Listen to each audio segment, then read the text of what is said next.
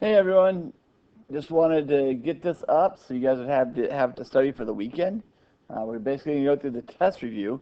You're actually doing this in class on Friday and Monday, but I want to make sure it was up for the weekend for you guys to be able to study. So went ahead and go ahead and throw it up on YouTube today. Congratulations, you get an extra couple days to study. So we're just going to go through the test review stations, which you'll find are going to be very similar to what you're going to see on the test. As long as you understand these concepts, you'll be okay. But don't try to just memorize these answers, guys. The answers are going to be different on the test because basically I've gone through and changed all of the numbers for your review. So here's what we're going to do. On the first one, again, make sure you're marking your text so we can figure out exactly what we're doing. So in this one, we created a new playlist. 99 of the friends listened to it and shared if they liked the new playlist or not. Naughty said the ratio of the number of people who liked the playlist to the number of people who did not like the playlist is 66 to 33. Dylan said that for every 3 people who liked the playlist, 1 person did not. Do Naughty and Dylan agree? There's our question. So that's what we need to do. And it says prove your answer using the values of ratios. So I need to make sure that I use the value of ratios. This is one of those we're comparing 2 different things, so we just need to see if they're equivalent. So we'll start off by saying, okay, we've got Naughty, and Naughty says that the ratio of liked to did not like, so we'll go ahead and make our key.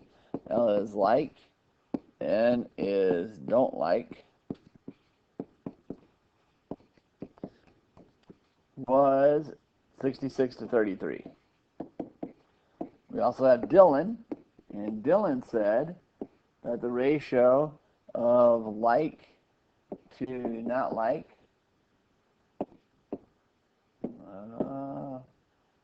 no idea what just happened on my board. Let's see here.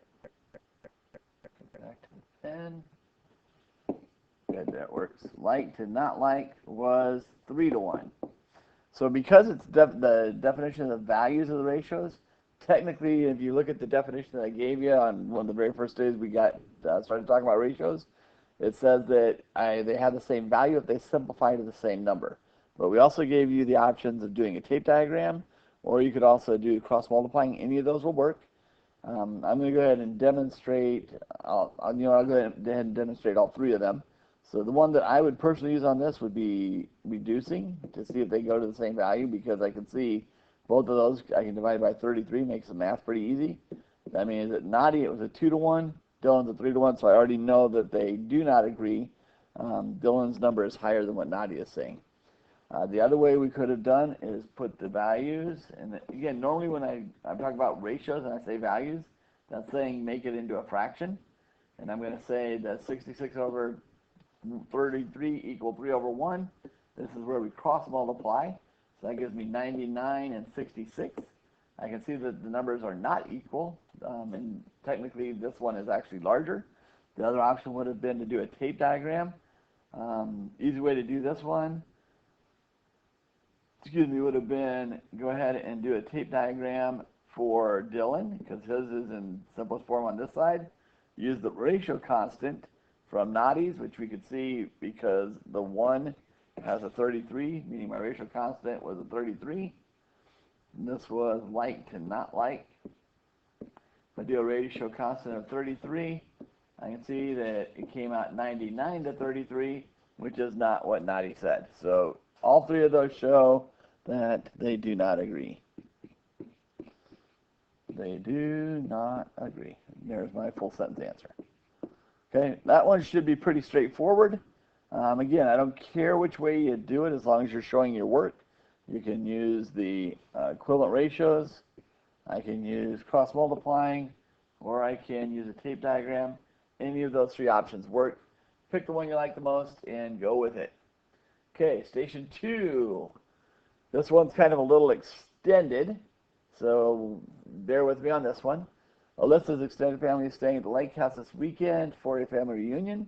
She's in charge of making homemade pancakes for the entire group. The pancake mix requires 4 cups of flour for every 16 pancakes. So write a ratio to show the relationship between the number of cups of flour and the number of pancakes made. Really important, guys. Pay attention to the order. Make sure you're writing it in the correct order on your test. So in this case, it said flour first, then pancakes. So I go up to the information. Flour, I had 4. Pancakes, I had 16. Remember, we always simplify. So personally, I see that those are both divisible by 4, meaning we get a 1-to-4 ratio. So now by using the information from above, write 2 equations for the ratio. Hint, one will be solving for the number of pancakes, the other will be for the cups of flour. Remember, it's so easy, you should smile. So if you need to, you could actually throw those into a quick ratio table. You'd say F and P was 4 and 16 or 1 and 4. You can go either way. And then my F is flour, P is pancake. So easy, you should smile. We're starting here, going around to the other side for our first one. So F equals 1/4 times P, or we can go the other way. So I'm still doing the smile. P equals 4/1 times F, which simplifies to 4F. So there are my 2 equations. I've already identified my variables up here. If you didn't do it up here, make sure you identify your variables, guys. And then if Alyssa has to make 64 pancakes, how many cups of flour will she have to use? So there's our question. So we can actually just use the equations we just built. So I need to know how much flour. That means I'm using this one. Remember, I'm always using when I'm solving, I'm finding the one I don't know. That's the equation I'm going to use. So I know that F equals 1/4 of the P. Sorry, here's the dead spot on my board. Let me lift this up. And now I know that the P is 64. So F equals 1/4 times 64. Remember that we multiply fractions. If it's the whole number, I just put it over 1. So now I get 1 times 64 is 64. 4 times 1 is 4. 64 divided by 4 is going to get me 16. So she needs 16 cups of flour. Now if they gave you the number of cups of flour you needed and you had to solve for pancakes, you would just use the other formula. So again, be aware of what they're asking so that you can answer correctly. Station 3, beekeepers sometimes supplement the diet of honeybees with sugar water to help promote colony growth in the spring and help the bees survive through fall and winter. The tables below show the amount of water and the amount of sugar used in the spring and in the fall. Write an equation for the spring sugar mixture that can be used to find the number of cups of sugar needed for a given amount of water. And you'll note the little smiley face. Remember, it's so easy you should smile. So if I'm going to solve for sugar, that means I'm solving for this one, and it's in the spring, so I need this table, not the other one. So easy you should smile. So S equals 6/4W, where S is sugar in cups and W is water in cups. Okay, remember we always simplify. I can divide 6 and 4 by 2, so that gets me 3/2. If you want, you can turn that into a mixed number. Say that S equals 1.5W, but I'm not going to count off on, at least on this test, for doing that. So I will take either one of those, either 3/2 or 1.5. Doesn't really matter to me which way you go on that one. Second, write an equation for the fall table that can be used to find the number of cups of sugar needed for a given amount of water. Again, you'll see the smiley faces, so easy you should smile. So we're still finding the sugar, but now we're using the fall, so I'm solving for sugar. I'm going to go back around. And we can say that S equals 4/2W, or, again, 4/2 is going to simplify. I can divide both, I'll just divide that out. So S equals 2W. We've already identified our same variables here, so I don't have to do it again, but if you want to, feel free.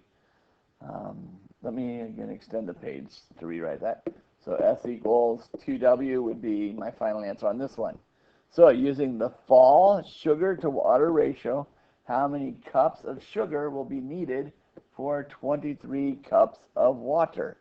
So we're using this fall equation that we just built because I'm solving for sugar. S equals 2W. I now know that W is 23.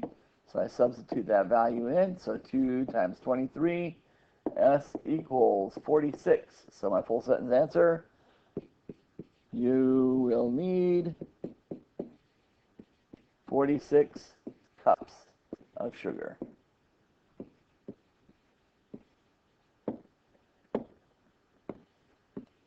That's an abbreviation for cups there. Cups of sugar. Sorry, it didn't come out so well. Okay, that one pretty straightforward. Again, that one is basically just saying, can you build an equation from the table? Remember, guys, it's so easy, you should smile. You're just going right straight around those. Where are you getting done? Ah, there we go. Skipped one. 4. Dominic works the weekends and on vacations from school, mowing lawns in his neighborhood. For every lawn he mows, he charges $10. Complete the table. And this is supposed to be over here, create a labeled graph. So we're going to build a table and a graph out of this information. One key note, it says for every lawn he mows, he charges $10, but then they start us with 2 lawns. So for 2 lawns, it's actually going to be $20. Remember, when I'm building my ordered pairs, the first column is X, second is Y. This is one we don't simplify. We actually just use the numbers that they've given us. So if I did 2 here, and I'm doing 20 here, I'm going to add 20. Don't forget to show your work each time on this side. So that's going to be 60, 80, 100. The ordered pairs go right along with those. So we got 440, 660, 880. These are parentheses around it in case you're having trouble figuring that out. And 10, 100. That's a dollar sign in front of that 100 that you can barely read. Once I built my table, now the graph is really easy. Don't forget those specifics on the graph. First, I need a title. So we'll just call this one lawn mowing. I need to label my 2 axes. I've got x-axis and y-axis. Those are going to come straight from my chart. So the bottom is going to be the number of lawns. The side is going to be the charge in dollars. For an interval, I've only got 5 entries here. So I'm going to go like every 3. Okay, so we're going to go 2, 4, 6, 8, 10, 12, and 14. On the side, since we did 3s on that side, we'll do 3s on this side. And this one we're going up by 20s. So we'll go 20, 40, 60, 80, 100, 120, 140, 160. And then we just plot it. So I start at origin, I go right to 2, up to 20, make my dot. Back to origin, 440. Back to origin, 660. Back to origin, over to 8. Up to 80. Back to origin, over to 10. Up to 100. And that was my last one. So now I use my ruler. Please, guys, use a ruler. Go ahead and draw your line. You go straight on up. Don't forget to put the arrow at the end showing it goes on forever. Then our last part, how much money will Dominic make if he mows 19 lawns? Okay, so you got a couple options on here. One would be I could extend my chart out a couple. Couple problems with that. I maybe should have gone with the interval of 2 on that. Hint, hint, you might want to look at your quiz beforehand and figure out what you're going to need to find on C. The other option would be I can just continue my chart. The problem is 19 is going to come in between intervals. The other option is I could build my equation. If I wanted to build an equation, it would make it really easy. So if I'm going to charge for the money, I'm looking for my charge, so I would go here. So easy I can smile. So my C is going to equal 20 over 2 times L, where C is my charge, L is number of lawns. The charge is going to be in dollars. So this is probably what I would do. So C equals 10 times L. Now I know that my number of lawns is 19, so that's going to equal $190. Okay, so Dominic will make $190.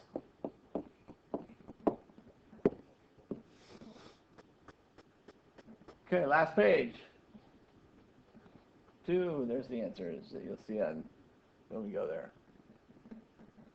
And that's one of Miss B will be going over there. Students surveyed boys and girls separately to determine which sport was enjoyed the most.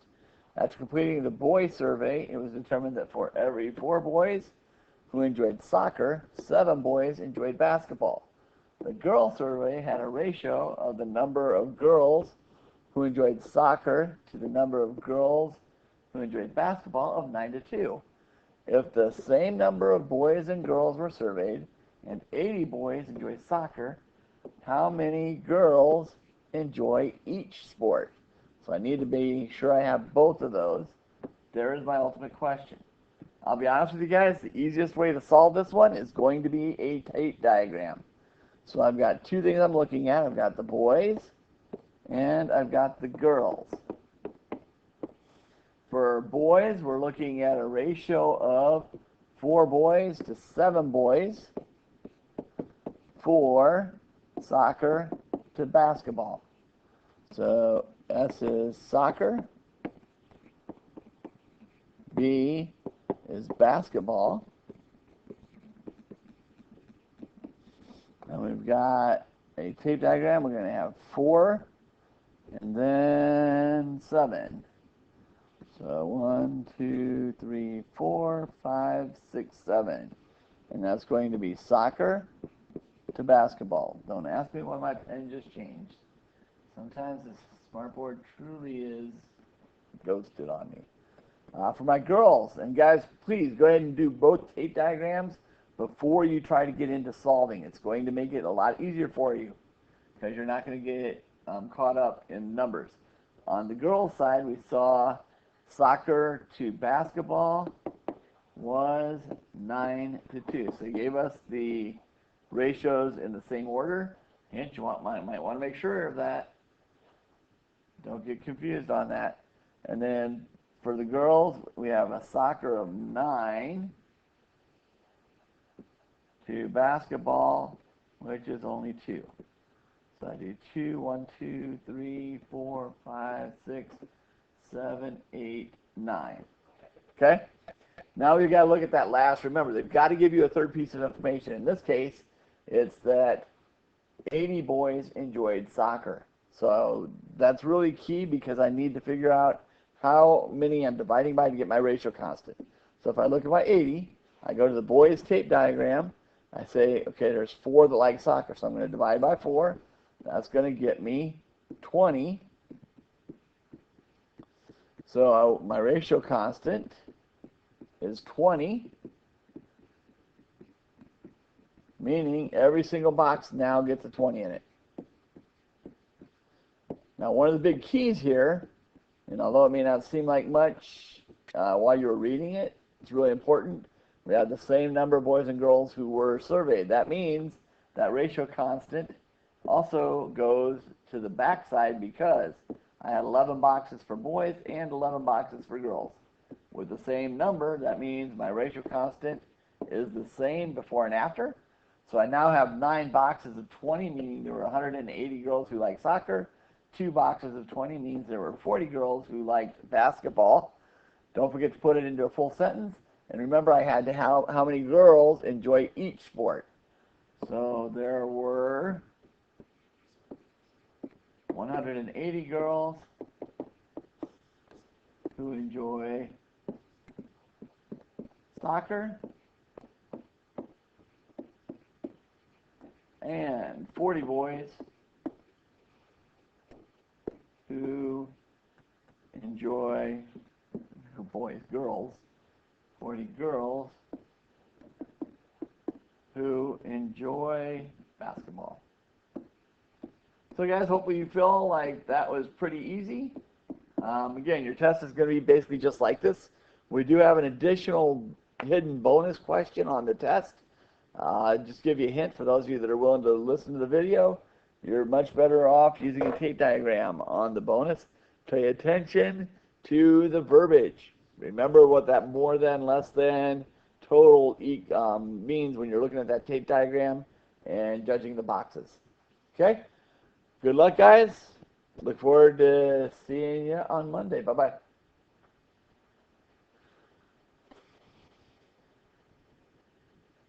Oops.